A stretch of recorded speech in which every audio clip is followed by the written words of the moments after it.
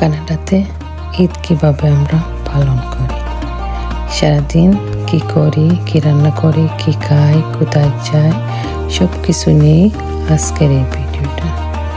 সবার কাছেই অনুরোধ থাকবো একটা লাইক দিয়ে ভিডিওটা ফুল ওয়াচ করবেন, আপনাদের ভালো লাগবে।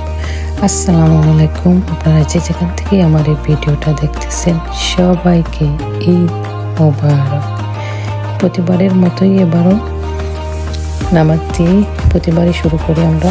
তো বোরকাটা রেখে আমি গোসলে গেছিলাম, একটু লেট হয়ে গেছিলাম।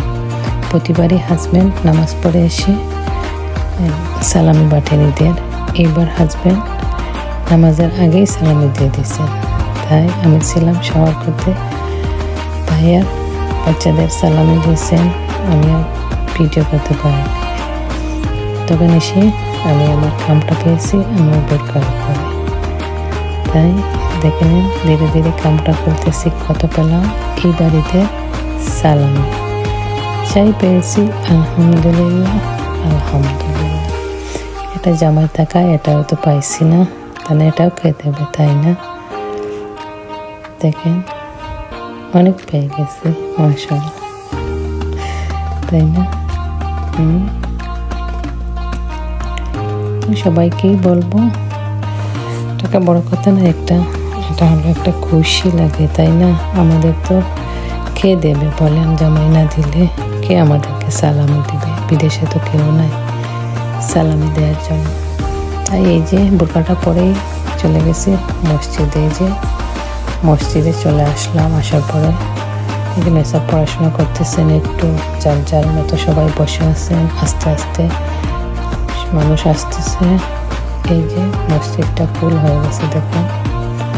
এই যে নামাজ পড়া শেষ হয়ে গেছে আমাদের, এখন আস্তে আস্তে সবাই বাহিরে যাবে।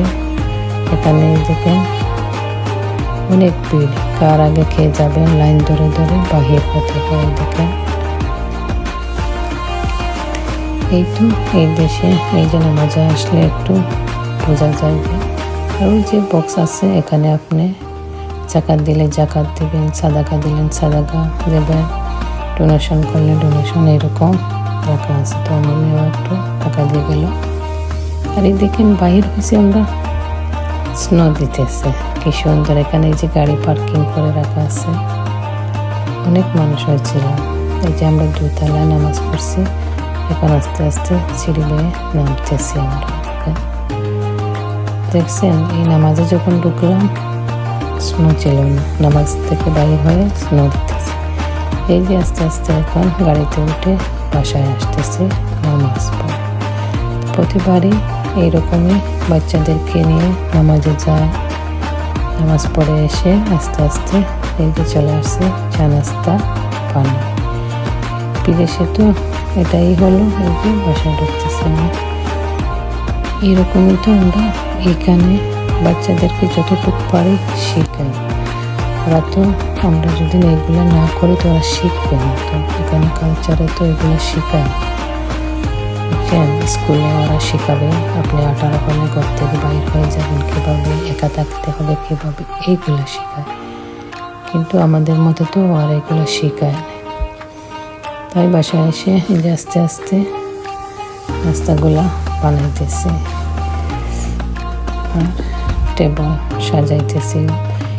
বিদেশে তো এক হাতে আপনাকে সব কিছুই করতে হয়। ছেলে মেয়ে থাকলে ওরা একটু হেল্প করে, তো ওরা তো ওদের পড়াশোনা নিয়ে ব্যস্ত থাকে। আর এখানে তো আপনি চাইলেও কাউকে পাবেন না আপনাকে হেল্প করার জন্য। তো চেষ্টা করি বাচ্চাদেরকে দেখানোর জন্য, শেখানোর জন্য। ওরা যে বুঝে ঈদের একটা দিন একসাথে বসে খাইতে হয়, মজার মজার খাবার রান্না করতে হয়, বসে একজন আরেকজনের যাতে করে মজা করে খাবারগুলো খাইতে হয়, নামাজে যাইতে হয়। যতটুকু পারি আমাদের থেকে এগুলো ওদের দেখতে দেখতে তো ওগুলো শিখবে, তাই না? তা না হলে তো দেশে তো আর এগুলো কেউ শেখাবে না। যতটুকু পারি আমাদের চেয়ে একসাথে বসে খাইতে অন্তত পক্ষে চেষ্টা করি। ভাই বোন তিনটা বসে গল্প করবে। তো এদিকে আর পারতেছি না, মেয়েকে পরে বলছি পেটিসগুলো বানাইতে, যে মেয়ে পেটিসগুলো বানাই দিতেছে ওভেনে ঢোকালাম। তো খাবার মোটামুটি অনেক খাবারগুলোই নাস্তাগুলো বানাইছি, কিন্তু লাঞ্চের জন্য বেশি কিছু বানাই না। বসে খাবারগুলো খাইলাম।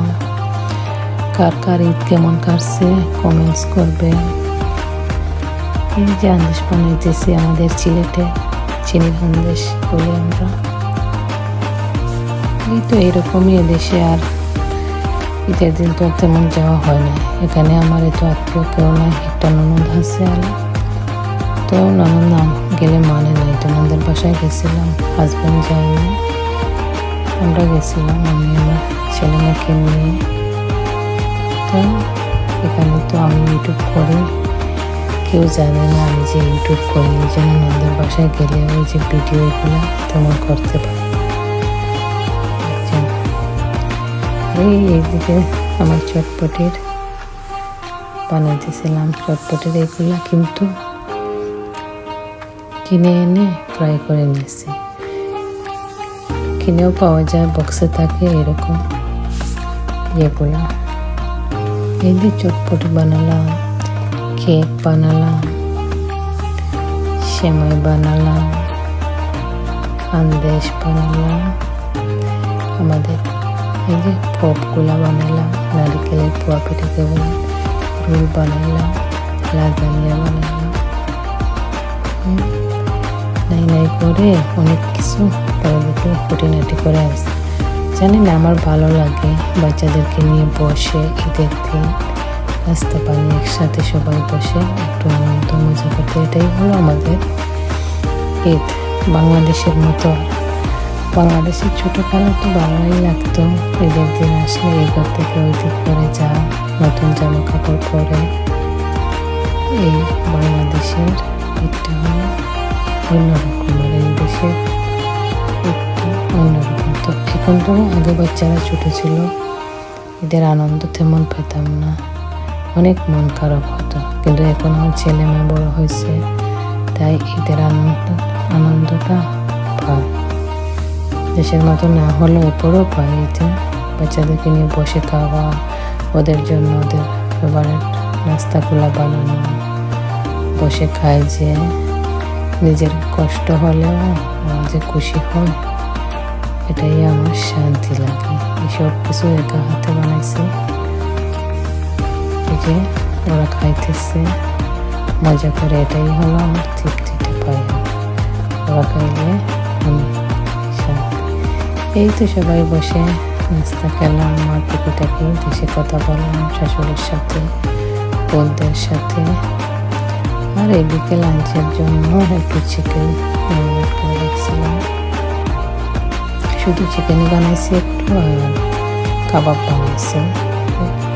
এরপরে তো রোজা শেষ হয়, তো আর খাবার খাওয়া যাইতেছে না। এরপরও বাচ্চারা তো বাসায় ছিল, ওরা তো চিকেনই খাবে আর কিছু খাবে, তাই চিকেন আর খাবার ওদের জন্য বানাই নিয়েছি। এই তো দেখতে দেখতে রমজান মাসটাও চলে গেল। আমার কাছে এবার অনেক ফাস্ট রমজান চলে গেছে। পরে আর চিকেনগুলো এয়ারফ্রাইয়ে দিয়েছিলাম, ওখানে দিলে আর ইজি হয়ে যায়। দেখুন না মশমশা কীরকম ইয়ামি ইয়ামি মশমশা চিকেনগুলো হয়েছে। সুন্দর করে হয়ে গেল আমার চিকেন। আপনাদের সবার ঈদ কেমন কাটছে কমেন্টস করবেন, আর ভিডিওটা ভালো লাগলে লাইক করবেন, কমেন্টস করবেন, শেয়ার করবেন। কার কোন পার্টটা ভালো লাগছে কমেন্টস করতে ভুলবেন না। আর প্লিজ সবার কাছেই অনুরোধ থাকলো ভিডিওটা ফুল ওয়াচ করবেন এর সহ। আমি জানি না, বাট ভিডিওর রিচ এঙ্গেজমেন্ট দেখলে মনে হয় কেউ ভালো করে ভিডিও দেখুন, কিন্তু আমি সবার কমেন্টস ধরে ধরে আপনাদের সবার ভিডিও দেখে দিই এড সহ। বিশ্বাস রাখবেন আপনারা, আপনি এটা মনে রাখবেন, আপনি যাকে ঠকাবেন আপনিও একদিন ঠকতে হবে। হয়তো উপস্থিত আপনি দেখবেন যে পার পেয়ে গেছেন, কিন্তু না, আপনি যত যাকে হেল্প করবেন আপনাকেও একজন না একজন হেল্প করবে দেখবেন। তাই সবাই সবার পাশে থাকেন, সবাই সবাইকে হেল্প করেন, দেখবেন এমনিতে আপনাকেও একজন না একজন হেল্প করতেছে। তাই এই যে নন্দের বাসায় যাব, বাইরে শুনছিল, তাই আর শাড়ি সুড়ি এবার আর পরিনি। এটা এই যে এদের আমরা আনছিলাম সিম্পল ড্রেসটা পরে চলে গেছিল। আমি তো হেভি গয়না পরি না, আমি টুকটাক একটু সিম্পল পরেই গিয়েছি।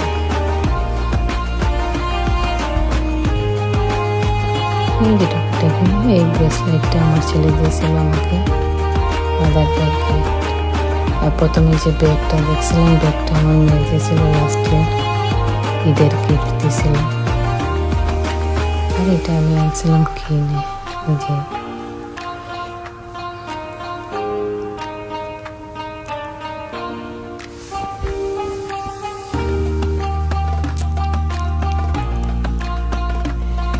যে এই যে কাপড় পরে আর ভিডিও করা হয় না।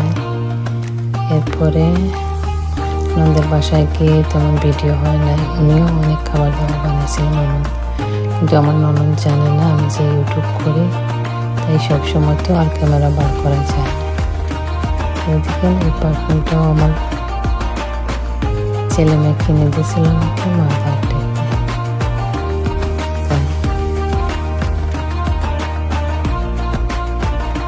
এই যে নন্দের বাসায় যাবো, স্নো দিয়েছিল, ছেলে স্নোগুলো ক্লিন করতেছে, আমার গায়ের ভিতরে রেখেছে।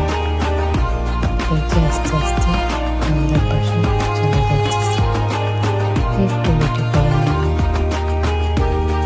তো সবাই ভালো থাকে, সুস্থ থাকে, আমাদের জন্য দোয়া করবেন, আপনাদের সবার জন্য করবেন।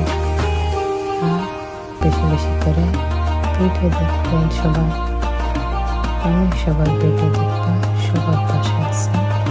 ভিডিওতে অনেক কিছু বলে ফেললাম, ভুল হলে ক্ষমা দৃষ্টিতে দেখুন।